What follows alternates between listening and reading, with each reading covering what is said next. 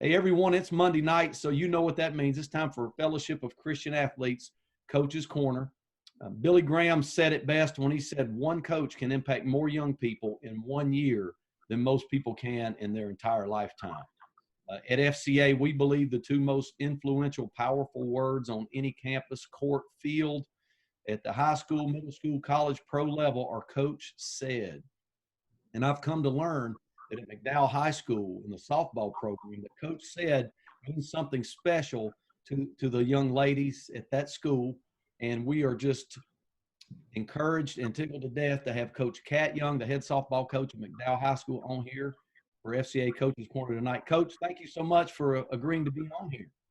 Oh, anytime. Listen, I'm very humbled to be able to have this experience because, I mean, how FCA is working in my program right now, it is outstanding, and I'm so thrilled to see how my girls' lives are starting to be impacted even more and more. So it's good to be a part of. Well, thank you so much. And as we always do when we start out with our interview, I want you to take a moment here, and I want you to introduce us to your family and brag on them a little bit. Okay, so I married my eighth grade sweetheart. So we actually started dating in 1996, long time ago. We finally got married in 2005, and we have two wonderful twins. We have boy-girl twins. They will actually be up here at the high school level next year. I had them in 2007. My husband, he's wonderful. He does so much field work for us. He works on the field in the off season. He actually is a teacher as well. He's an EC teacher here, and he has occupational students, and he takes them out there and they take care of the field so much. And my kids, they're finally to the point where they're like, okay, mom, I know you need stuff done. So what do we need to do? When they were small, it was like pulling teeth. But they both are very athletic. They both love the Lord. My husband and I both, we are very fortunate to be members of New Manna Baptist Church, and just a good church community and church family to have our children brought up in there. So um, I, I don't know what I'd do without them. They are my backbone. So Wow, you sound like me. I married my high school sweetheart. I'm 52 years old now. I've been with her since I was 16, and yeah, she followed me to college. And we have like you, we very similar stories. And my wife supporting me coaching. It's amazing how similar that was. I appreciate you sharing that. I'd like for you to talk for a minute about how you got to where you are. What got you? What called you into coaching? What made you want to teach um, and coach? so honestly, I always had good coaches. The one that stands out to me the most is Coach Phyllis Davis. I don't know if you know her, but she was my middle school, my West Mcdowell Junior High School basketball and softball coach, and we are still in contact to this day. She was just a huge support for me. A little bit about my background: my mom and my dad were also high school sweethearts. My dad, unfortunately, passed away in 2015, but it was due to his lifestyle choices. He was an alcoholic. He suffered from that disease. So my home life wasn't always the greatest, but Coach Davis was always in my corner, and so was my mom. And if it wasn't for their prayers, I don't think I'd be where I am today.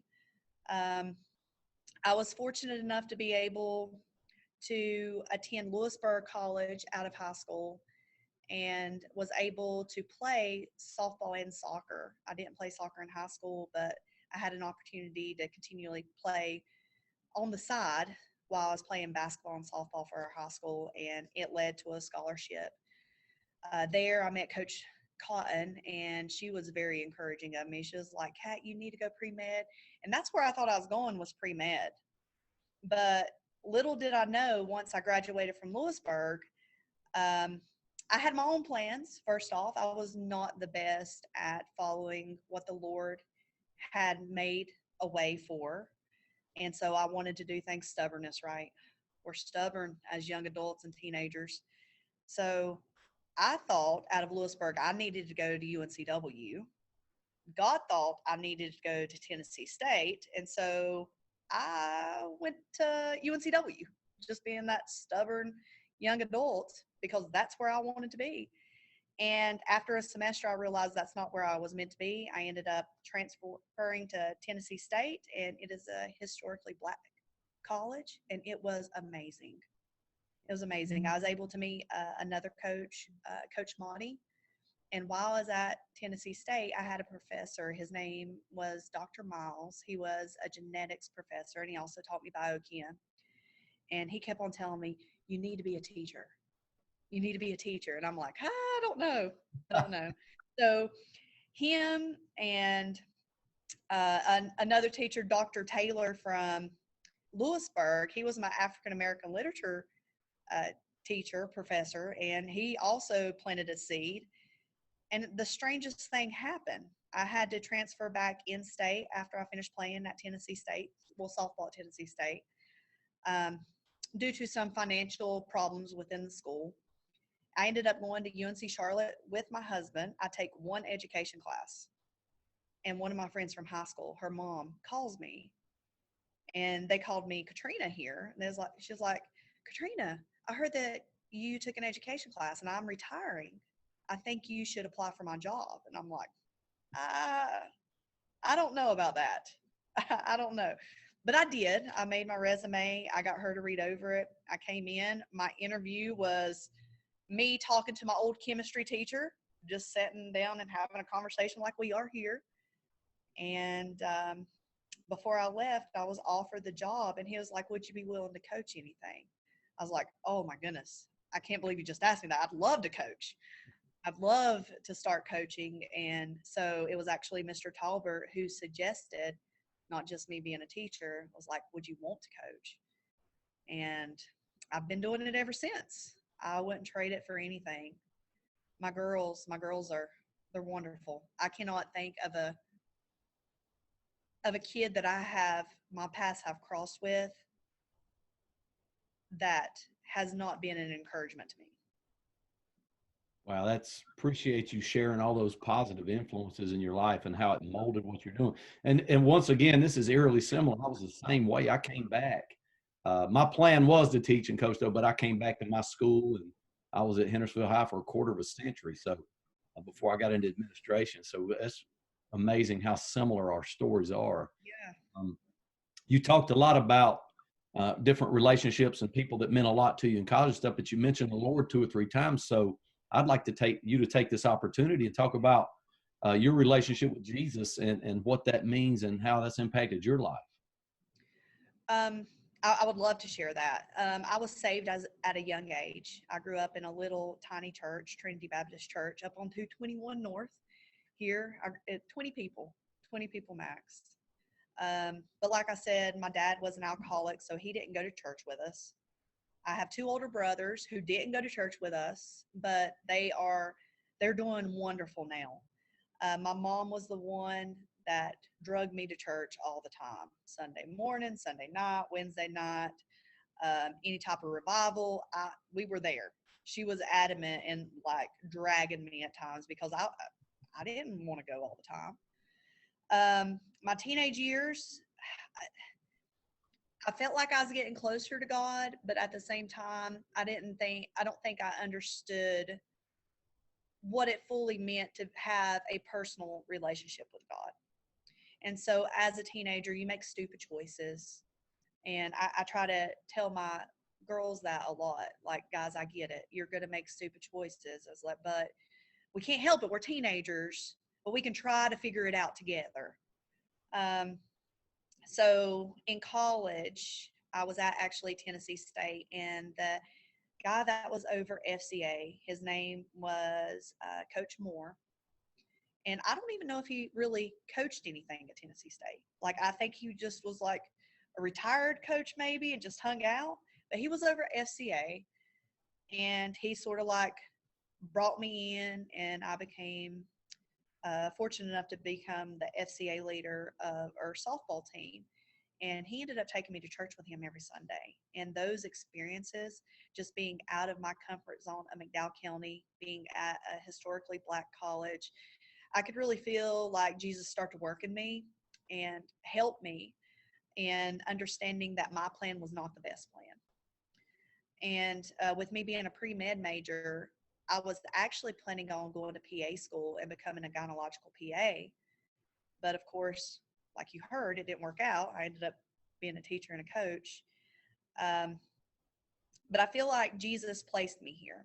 I feel like the relationship that I grew during that time at Tennessee State, and not saying I was perfect, because I'm not. Lord help me. I have my problems and still do today.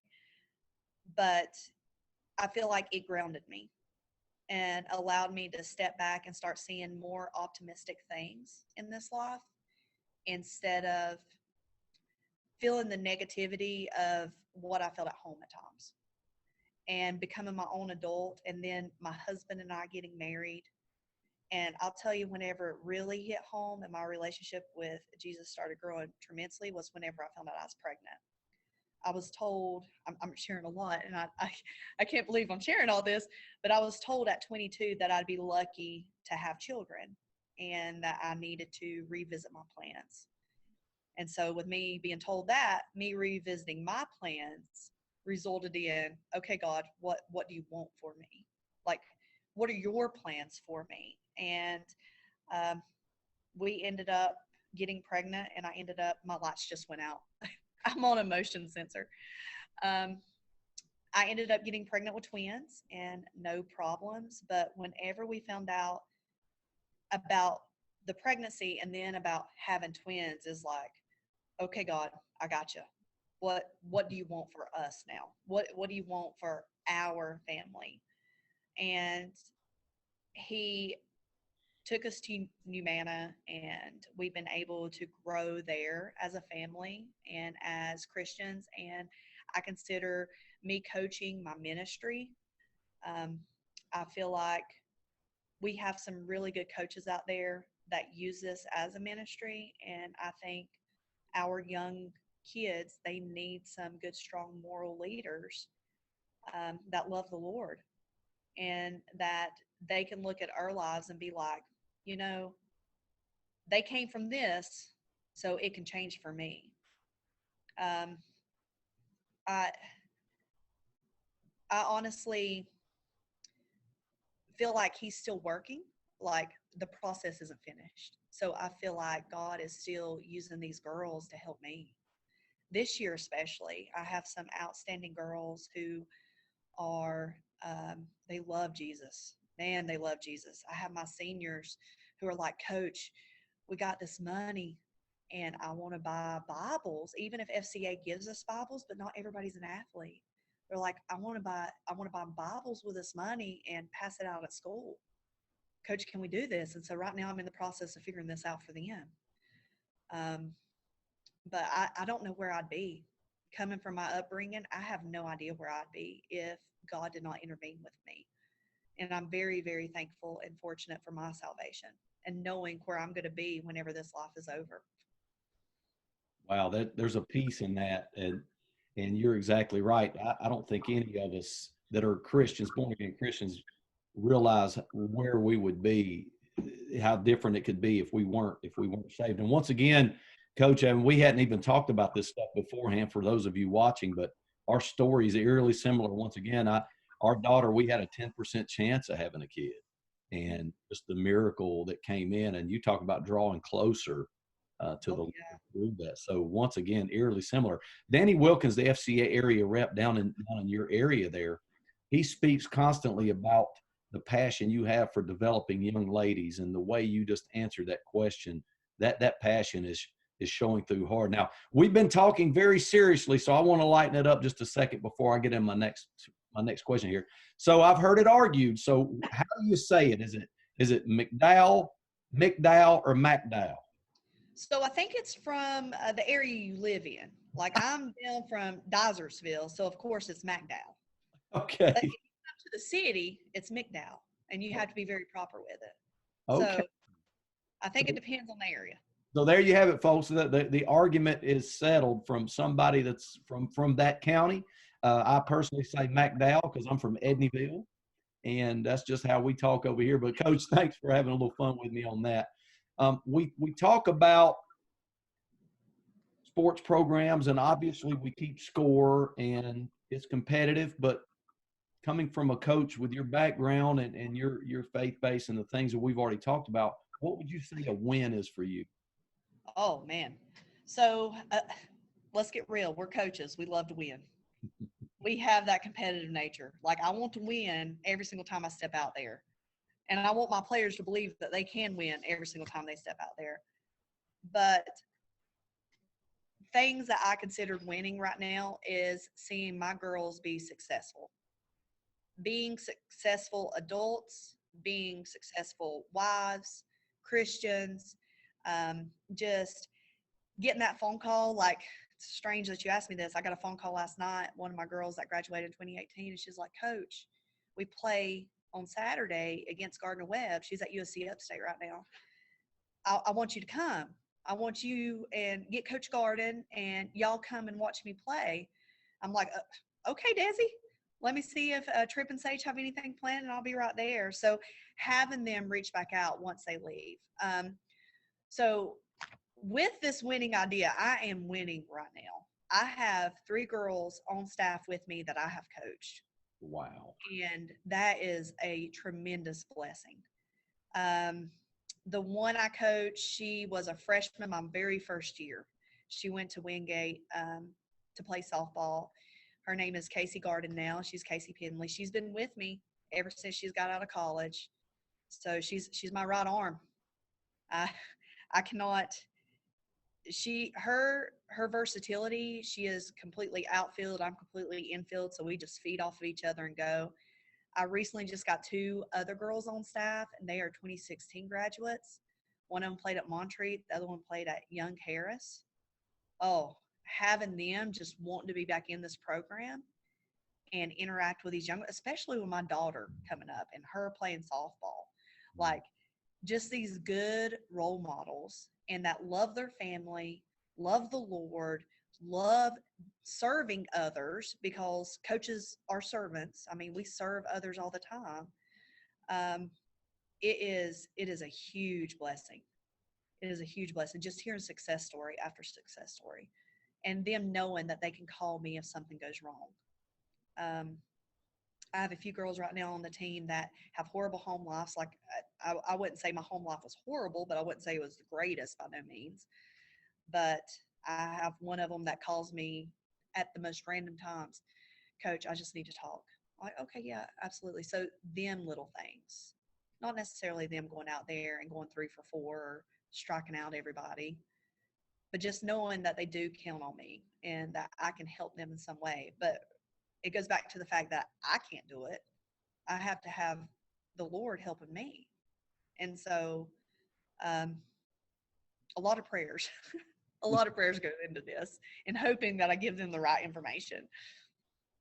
Oh, yeah. Appreciate you sharing that. And I love doing these interviews because it's very similar what a lot of faith-based coaches say is a win for them. And, I used to share, I have to apologize to teams when I first became a head coach those first couple of years, because it was all about the wins and losses and accolades. And FCA kind of changed my coaching style. Oh yeah. My first 2 years, it was rough. And I get reminded of it constantly by Coach Garden. So Oh, so we continually have things in common. I tease my wife, those when I first became a head coach in '97, I tell my wife every time I see somebody on that team, I just apologize to them.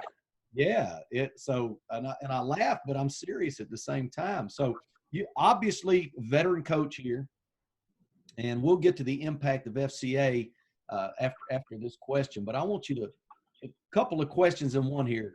If you've got a great coaching memory that you'd like to share with us, and I've heard you speak about some players, but also speak to some of those outstanding players you've had in your career.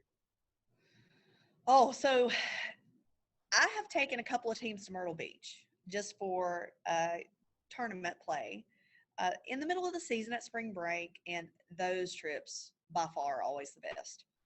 So it's so strange now that I have been coaching for so many years. You know, I remember the great wins, but honestly, I remember the losses better because of how the girls changed from them. So I've had some really good wins. Like back in, I want to say it was 2008. We were in the first round of the state playoffs, got beat by Alexander Central. 2 games that season, and I'm not talking about a little whooping. I'm talking about like 10 plus runs whooping. And we ended up beating 1-0 in that first round of the state playoffs. That was a sweet win. Oh. But memories go deeper than wins, like we just discussed. Like those trips to Myrtle Beach, the bonding that these girls do, the funny videos that pop up in your memories now on Facebook. Thank God for Facebook, because you get these memories back. Laser tag experiences. Today, we're actually having a practice of kickball. Like, we're not even focusing on softball today. I have some girls that are hurting. We're at the end of the season. I have 7 seniors. So their bodies, they're hurting a little bit physically. And so I'm like, okay, what are we going to do today? Spend some time together and let's play some kickball. Just to make sure that we're back around each other and we're staying around each other. Great players that I have coached. So every single one of these are blessings. I would like to start discussing the one that has been coaching with me the past 6 years, Casey Penley. Garden now. She's Casey Garden now. She was just a little tiny freshman that got pulled up to varsity, and the drive and the love that she had for the game, and always being told, no, you're too small. But ended up like going to Wingate, heavily involved in FCA. Her senior night ended like a dream for her. Bases loaded, full count. She hits a grand slam. Her first home run and only home run ever. But that God just provided. I mean, she always followed the Lord. The first player I coached to ever go to college was Kim Coley, and she is actually a business owner here now that does a lot of our shirts and stuff for us, for the team. She went to Lee's McRae. I would have to say the most talented players I have coached have been recently. I have Desi Williams, the one that's at USC Upstate. She could have picked to go to college for basketball or softball. Fortunately, she chose softball, and she's actually, where COVID, they lost a year. She's considered a freshman this year, so she still has 4 years of playing with them. Another one is Candace Cooper. She graduated the same year as Desi. She signed with UNCW that same year. She pitched for us, but she's a wonderful outfielder. Due to her dad's health, she's back at Montreat now, though. He was diagnosed with terminal cancer. So she's sort of, but she's good. She's at peace about it. And then right now, I think I am experiencing a girl that is clueless on how talented she is, which is wonderful to watch. At her freshman year, she came to me, and she was just shy, timid, a twin. She's an identical twin. Her and her sister both played, and she was the more reserved twin. Her sister was the one that talked.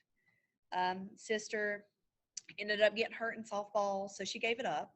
She is strictly volleyball now, planning on playing volleyball in college, doing great. Love her still dearly. But Jessica is something else. She's one of my FCA leaders. She's so humble. She handles pressure in the calmest way. And with her being so talented and so in love with the Lord, and all the girls just respond to her. So right now, USC Gamecocks are looking at her. And so she's a total package. Like, I cannot wait to see what her future holds, just because of the relationship she does have with Jesus, and how much she's like, oh yeah, this is what we're going to do. This is how it's going to be. However, I made a list, and I saw this question, and I made a list, and I'm like, I can't talk about all of them because I think all of my girls are great. Right. Yeah. So that's a disclaimer there. If you're not mentioned here, hey, give coach a break. It's hard when you have that many good players. Yeah, and I love them all. I'm like, oh goodness, like the other two coaches that coach me now, Mckayla Bingham just graduated from Young Harris. She went to the Division II College World Series 2 years ago, came in third, had a great experience, an outfielder. I was only fortunate enough to coach her 1 year because that was during the mix of me stepping back with my twins. And then Mickey Shelton, she's the other girl that's coaching with me.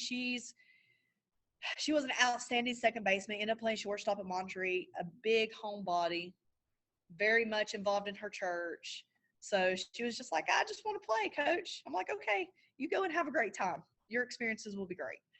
But so I could tell you I think I could tell you every single girl I've ever coached with how much time I have spent with them.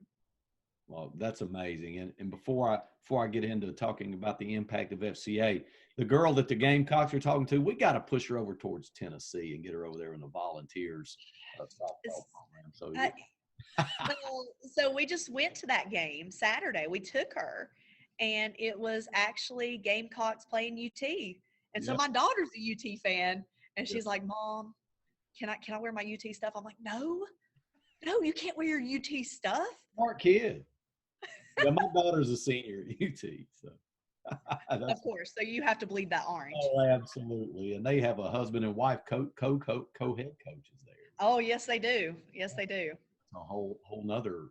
They are good. They are good people. I've been to my daughter's been to many of their camps, and every time they speak, they talk about their personal relationship with the Lord and how it has molded them into the coaches they are. It's a good speech to hear. Oh, no doubt.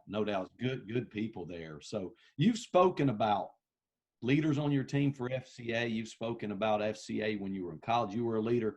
So I want you to speak to, now obviously this is Fellowship of Christian Athletes Coaches Corner. Just talk about the importance and what FCA has done for your program, the importance of FCA at your school and in your softball program. Oh, absolutely. I think I could talk on this for hours. I'll try to keep it short though, okay? Right. So whenever I first had the team, I don't know if it's just where I was a new coach and I didn't really know a lot of people, but we would do our own Bible studies, but it would be only like 3 or 4. And of course, the kids, the students had to lead them and we'd be there for them. Once I had my twins, my relationship with God started growing more, my personal relationship, being able to hear him more and to see his plan in a bigger picture and in a better light. So whenever I had the opportunity to come back to the softball program, I coached soccer here, and it was like the same thing, just a small number of girls.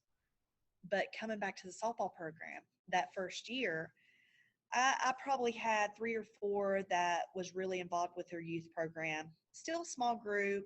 That was in 2015, 2016. Then that next year, the group got a little bit bigger. And I had Hannah Shelton, who is the sister to Mickey Shelton, who is helping me coach now. I had Hannah, who was all the time, Coach, I think we could do this and this and this. And still at this point, I haven't met Danny, who has been a godsend by all means. He has been wonderful. So Hannah decided to lead some Bible studies within the mix. It was really good, but not all the girls were still on board. I think it was just differences in backgrounds, maybe the immaturity with their relationships with others, where they couldn't buy in. Because you face that in high school. You face different teams have different flows and different connections and everything. By Hannah's senior year, which was 2018, we had most of the JV coming and still only about 7 of the varsity coming. So we were having groups of at least 12 to 15, which was great. And we would meet in my classroom. We were not doing it weekly because I still didn't know much about this huddle idea. But we would do it about every 2 weeks, and it'd be either before the away game because the JVs and varsities would ride together on the way there, or it would be the day before a game.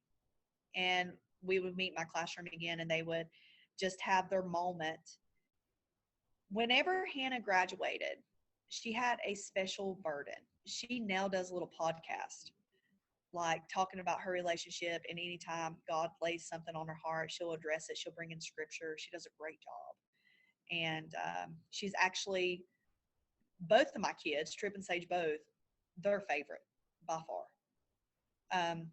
So she talked to me a little bit about her burden. She signed with Montreat, had a health problem that didn't let her go on and play. She was like, Coach, I feel like we need somebody as a leader to take over next year. I'm like, I agree with you 100%. I was like, but I don't know who, Hannah. I haven't been answered. I was like, so if you start praying about it and I'm praying about it and Coach Garden's praying about it, maybe God will let us know somebody. And sure enough, it was Callie Spratt, who was a wonderful kid, very, very shy, not a lot of leadership skills. And she was a junior. So we talked to Callie. It was Hannah and I. And Callie was like, Coach, I don't think I can do this. But sure enough, she started leading FCA here at the school. Like, she was doing little small FCA meets here at school. She's like, do you think softball would want to come? I'm like, we can tell them about it. I was like, but Callie, you can do it just with softball, but if it's an all season. So she had 5 of the girls that was coming just to the weekly here at the school during our little break that we had. And by that spring, there was only like a handful that was missing from these meetings. So you could really see the morale and the optimism and the faith of these girls growing.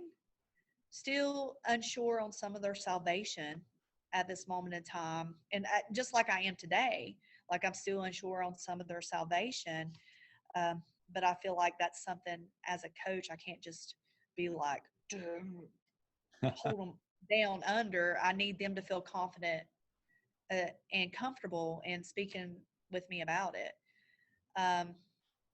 But Callie, she got the ball rolling.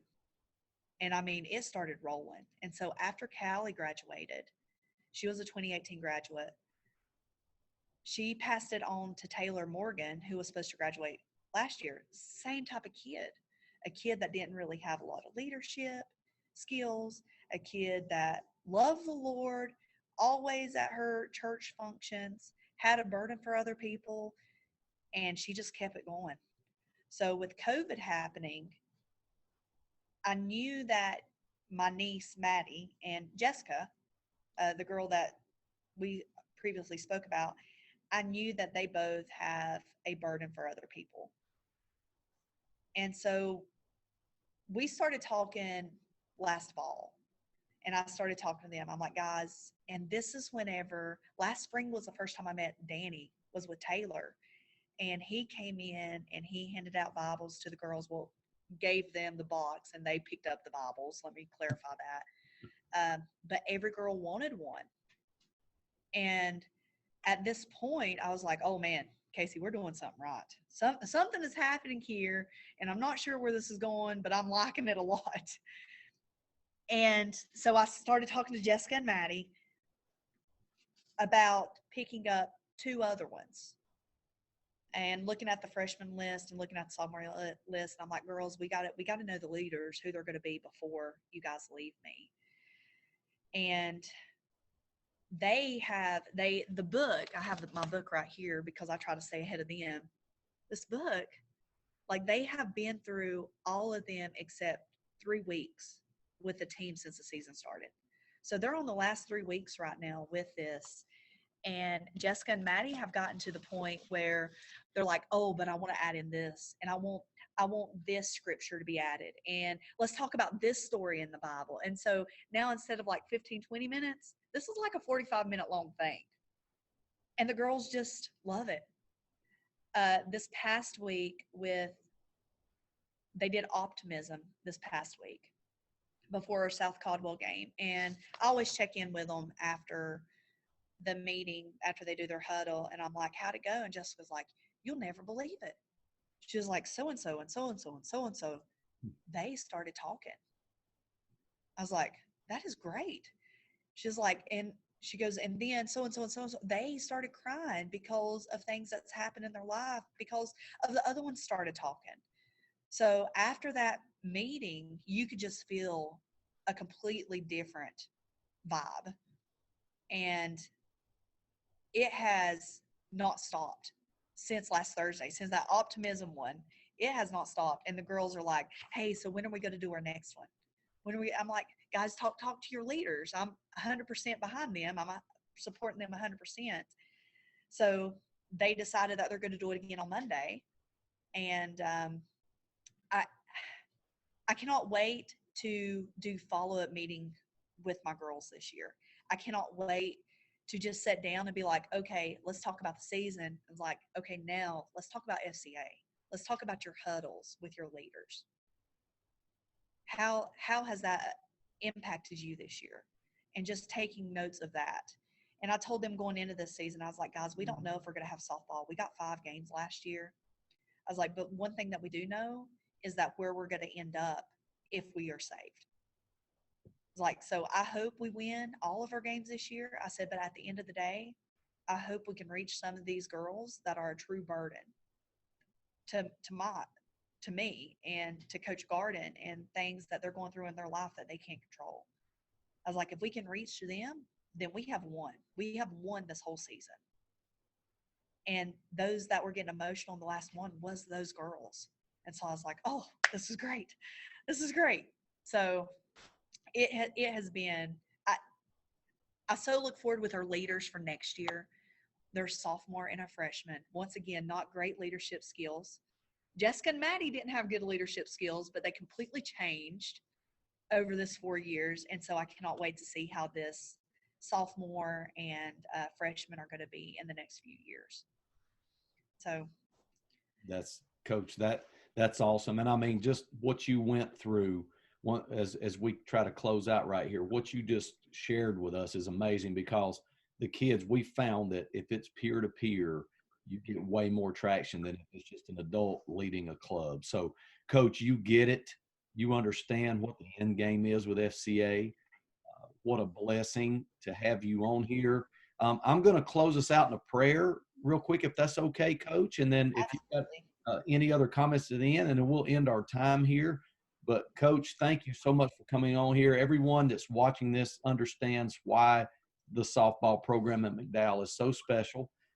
They have a coach with a servant's heart, and that's impacting the players under her, and in turn, those players are impacting their teammates. So, Coach, dear Lord, thank you so much for Coach Kat Young and what she means to Mcdowell High School, that softball team, that whole community, God. I just thank you for a coach bold enough like that to let God first into the program. And dear Lord, I just pray a special blessing over her as she continues to impact young people. Dear Lord, in Jesus Christ's name, I pray, amen. Amen. Coach, we really appreciate you coming on here. Anything before we close out? So I like to give my favorite verse, if that's okay. Absolutely, yes. And my favorite verse. So Joshua 1:9. Be strong and of good courage. Be not afraid, neither be thou dismayed. For the Lord thy God is with thee, whithersoever thou goest. So I would like to say that by far this is my life verse. A lot of fear and uncertainty starting out as a young Christian and straying away from God, but he's there now. He's there, and he's always going to be here. So, and I hope that the girls that I interact with know that. So, but thank you for this humbling experience and just giving me an opportunity to share a little bit about how good God has been. And because it's not me, let's get real, it's not me. It's all him and his plan. So trust in the process and knowing that I am not a finished product is going to be, I think that's what I'm going to live by from here on out.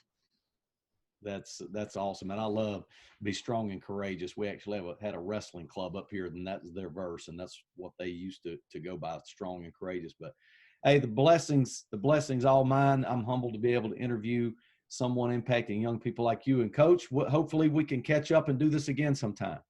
Sounds good. Take care.